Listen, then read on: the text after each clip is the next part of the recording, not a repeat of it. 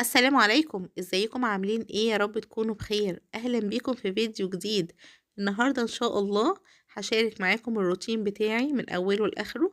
يا رب ان شاء الله يعجبكم. اول حاجه بس نصلي على سيدنا النبي. اللهم صل وسلم وبارك على سيدنا محمد وعلى اله وصحبه اجمعين. اعذروني بس على صوتي عشان بردانه شويه. اليومين اللي فاتوا كانوا ساقعين قوي قوي. والصراحة ما كنتش مطلعة بطاطين خالص. فالنهاردة كان الجو حلو الحمد لله، فقلت اطلع البطاطين اهويها يا دوبك. يعني لازم الواحد يبرد عشان يبدأ يطلع البطاطين بتاعته.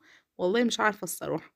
فما كنتش مطلعة اي حاجة، كنا بنستغط بس بكوفرتيات او بملايات انا والولاد وكده. لحد ما الحمد لله يعني خدنا دور برد محترم. فقلت خلاص يا دوبك اهوي البطاطين. قلت احطها كده تشمس النهارده، حطيتها اليوم بحاله عشان ان شاء الله ايه نبدأ نستخدمها بالليل. البطاطين دي كنت غسلاها قبل كده وكنت شايلاها. يعني كنت غسلاها تقريبا من شهر. وغسلتها حلو قوي في البيت ومش عارف ايه، وبعد كده هو شلتها وقلت النهارده اطلعها هويها. قلت احط المخدات بالمره. وبغسل البطاطين، مش بحب اوديها دراي كلين او حاجه، لا بغسلها بنفسي يعني حتى السجاجيد والبطاطين. بغسلهم بنفسي يعني في البيت. بقى عندي كرونة كبيرة كده بملاها مية وبحط فيها اريال. وابدأ احط فيها البطاطين. يعني كل بطانية غسلتها في يوم طبعا. بس بسيبها تتنقع كده يوم بحاله، وبعد كده هوت بشطفها وبنشرها تاخد وقتها وخلاص. لكن مش بحب اودي دراي كلين او حاجه، دايما حاجتي بحب اعملها بنفسي. وهنا كانت البطانيه التانية برضو قلت اهوي كده المخدات. وبعد كده بعد ما هويتهم بقى سبتهم يشمسوا براحتهم وفتحت الستاره. بحيث ايه الشمس يتهوي يعني من الشمس ومن الهوا وكده هوت. وبعد ما خلصت قلت ادخل ايه على الغسالة، كنت برضو ملياها. دي اول حاجات بعملها يعني سواء صيف او شتاء. اهوي الفرشة. وبعد كده ادخل اشغل الغسالة بحيث عقبال ما اخلص شغل البيت تكون الغسالة خلصت. كان عندي برضو الغسيل ده كان من قبل، كان اليومين اللي فاتوا كنا عارفين عندنا في اسكندرية كان عندنا هوا كده. هوا بالرياح يعني، وكان شتاء. فما كنتش غاسله خالص، فالغسيل ده كان متكوم يعني عليا. فقلت يا دوبك بقى ايه الحمد لله الجو حلو. هوي يا بت حاجاتك وشغلي غسلتك. وكنت محضره الفطار ده بس للاسف الكاميرا يعني مصورتهوش. كنت عامله الفول ده بالطماطم كده بالطحينه. الفول ده كنت مدمساه معاكم قبل كده هوت. دايما برضو بجيب فول كده بدمسه. فالمهم كده كان الفطار اللذيذ ده. وبعد كده نزلت كنت رايحه اجدد البطاقه بتاعتي. بس كان لازم ادفع النقابه، ما كنتش دافعه النقابه بتاعتي. عشان يتكتب لي بالكارليوس في البطاقه، ما يتكتبليش ربة منزل عشان انا مش شغاله وكده. فبدل ما يتكتب لي ربة منزل فبدفع النقابه بتاعه الكليه يعني. ادفعها عشان يتكتب لي ايه البكالوريوس بتاعي. فالمهم انا كنت نازله والجو كان جميل، قلت اصور لكم كده شويه. دايما في اي روتين او حاجه لما بتفرج على شكل الشارع كده وشكل الشمس كده والنور بحس ان انا خرجت. فالنهارده اليوم كان حلو برضو ورحت جبت عصير من مكه وكده وانا مروحه. ف... فكان جو لذيذ يعني. آه، ف... فالنقابة الصراحة يعني احنا في اخر السنة اهوت ومكنتش دافعاها ولا حاجة. قلت يا دوبك ادفعها وانا مروحة برضو عديت على فتح الله. اشتريت شوية حاجات. بس ما عملتش النهاردة البطاقة ما لحقتش يعني يا دوبك بس دفعت النقابة. كانت الدنيا زحمة قوي هناك. فعقبال ما نزلت ورحت دفعت النقابة. فالوقت ما لحقتش صراحة ان انا اعمل بطاقة، فان شاء الله هنزل مرة تانية اعملها. فاشتريت شوية حاجات دي من فتح الله برضو وانا راجعة قلت اوريها لكم. اشتريت تمر وجبنة تركي وحليب زي ما احنا شايفين والجبنة الريكفورد دي. اشتريت حاجات كده ايه يعني تقضيني كده اول اسبوع بس في الشهر. ما اشتريتش مشتريات ولا حاجة، هي الحاجات دي كانت ناقصاني فقلت انزل اشتريها. يعني حاجة حاجة. كنت متعودة بشتري معاكم مشتريات الشهر، بس المرة دي اشتريت بس الحاجات اللي ناقصاني لاني كنت مستعجلة.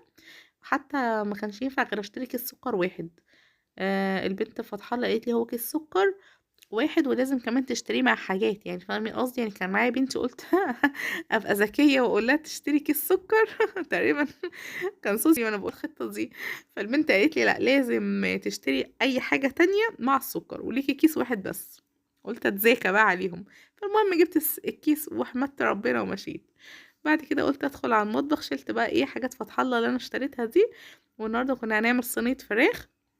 كنت مطلعه الفراخ من الديب فريزر تسيح قبل ما انزل، فجيت لقيتها فكت خلاص. فبعمل الفراخ بطريقة عادية خالص، هعملها في الفرن بإذن الله. كنت ببشر البصل اهو زي ما احنا شايفين، بس للاسف اتعورت من المبشره. فتبقوا تخلي بالكم، لان المبشره دي والله كل ما استخدمها ببقى حريصه اللي انا ما اتعورش، حتى اخر حته في البصليه برميها يعني عشان ما اتعورش، وبرده في الاخر بتعور كل مره على كده. حتى ساعات بستسهل اللي انا اقطع البصلايه كده تقطيع عشوائيه، لكن البشر الصراحه بيدي طعم مختلف يعني، سواء بشرت الطماطم او بشرت البصل فبيدي طعم مختلف. المهم ما كانش عندي غير البطاطسايه دي، فقلت برضو اقطعها. بقطعها حتت صغيره خالص كده، فتحس ان هي بتشرب من التتبيله وطعمها مش بيبان، بيبقى زي صوص كده. يعني ما يعتبرش طاجن بطاطس، تعتبر بطاطسايه واحده مع البصل، بيكون طعمها حلو. والبصل بسيبه لحد ما يحروق كده ويدوب، فبيكون طعمه حلو الصراحه. هنشوف برضو الاكله مع بعضينا في اخر الفيديو ان شاء الله. هنا كنت حطيت خلاص ملح وفلفل، ما حطيتش اي حاجه تانية غير ملح وفلفل بس. حتى كنت عايزه احط توم، مش فاكره الصراحه اذا كنت حطيت ولا نسيت، بس دايما بحب احط توم معايا. في اي حاجه في الفرن بحط لها توم. المهم هنا ايه، دمجت كده الحاجات وفرشتهم في الصينيه زي ما احنا شايفين. ودلوقتي هنبدا نحط الفراخ بتاعتنا. ودايما الفراخ بكون شايله منها السمينه، يعني اول ما بجيبها من عند بتاع الفراخ يعني وكده. بغسلها في محلول النقع ده، اللي هو بيكون ميه وعليها دقيق وملح وليمون، بسيبهم يتنقعوا واشيل كل السمينه منها، بحيث لو عامله صوص، لو هسلقها لو حاجه، اقدر ان انا اكل الصوص بتاعها او استخدم الشوربه. ما تكونش بالسمينه دايما، يعني ما اعرفش، ما بحبش السمينه الصراحه. بحس اللي هي يعني ما اعرفش بتبوظ كطعم الاكل، لو بتنزل دهنه بيبقى تقيل او حاجه. طبعا الاكل ذوقيات، بس انا بحب ايه اخلي الفراخ بتاعتي. المهم هنا ايه، عملت فتحات كده في الفراخ بالسكينه زي ما احنا شايفين، بحيث برضو التتبيله تدخل فيها. وخصوصا اللي انا يعني مش متبله الفراخ من بالليل او من كذا ساعه او حاجه، ده انا دوبك هحطها على طول. فقلت انجازا للانجازات يعني، اللي انا اعملها فتحات بحيث لما اقلبها مع التتبيله تشرب منها ايه في الانجاز. هبدا كده اتبلها زي ما احنا شايفين، وهعمل جنبها مكرونه بالصلصه وبس.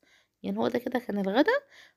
وقبل ما انزل كنت معلقه على وحده بتنجان، يعني قلت اعملها بابا غنوج.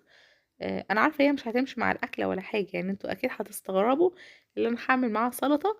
بس كان عندي بتنجان الصراحه، حاسه ان هي هتدبل، فقلت خلاص اعملها وخلاص. ما كانش متوفر عندي سمك او حاجه، قلت حرام بقى بدل ما تدبل ولا تترمى، ايه اشويها. فالمهم ايه، كنت شويه الصبح يعني قبل ما انزل. هنا خلاص تبلت الفراخ بتاعتي، وحاولت ان انا ادخل كده ايه شويه حشوه في الصدر كده وبتاع. وبحط لها كوبايه ميه، عشان بحطها في الفرن تحت خالص. يعني مش بحطها على الشراعه، لا بحطها تحت خالص، بحيث ما تاخدش معايا وقت. يعني هي نص ساعه، ساعه الا ربع بتكون استوت وشفشفت وجميله. فبضطر احط لها ميه عشان ايه، هي ولا فيها سمينه تستوى بيها ولا فيها حاجه. هسيبها بقى في الفرن، وعقبال ما تستوي هكون سلقت المكرونه. وعندي اصلا صلصه متفرزه اللي كنت عاملاها معاكم الروتين اللي فات. وبس اكليه سريعه. هنا كانت الفرخه، وهنا كنت عملت المكرونة بتاعتي وسلطة بابا غنوج اهو. وهو ده الروتين بتاعي، ياريت يكون عجبكم النهاردة.